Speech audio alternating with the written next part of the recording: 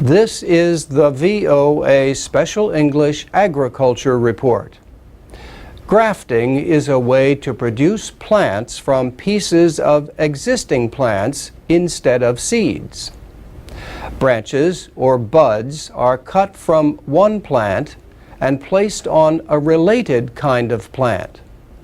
The branch or bud that is grafted is called the scion. The plant that accepts the graft is called the rootstock.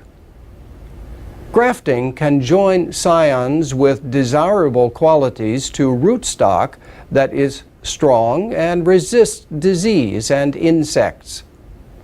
A graft can be cut several ways.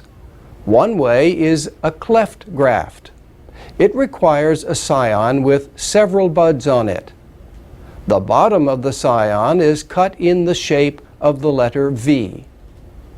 The scion is then securely placed into a cut on the rootstock. Material called a growth medium is put on the joint to keep it from getting dry and to help the two plants grow together. Many fruits and nuts have been improved through grafting. Flowers can also be improved this way. Some common fruit trees, such as sweet cherries and McIntosh apples, have to be grafted. Grafting is also used to produce seedless fruits like navel oranges and seedless watermelons.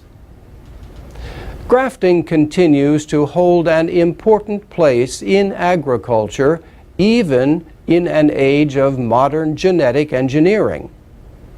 Recently, we told you about a study of genetically engineered crops and how they have affected farming in the United States. The study found that many farmers have better harvests, better weed control, and fewer losses from insect damage compared to traditional crops. Our story brought a number of comments, including this one from Odalberto in Brazil. He wrote that in his town the population depends on agriculture and transgenic crops. He wrote that it is true that such crops can have higher output with less cost, but he added, no one knows the consequences that will have on soil fertility and the human body. Only the future will tell us the truth about transgenic food. Christian in France expressed a different concern. He wrote, the big problem of the transgenic seeds is that they are the monopoly of big companies. The small farmers cannot reproduce any more seeds by themselves.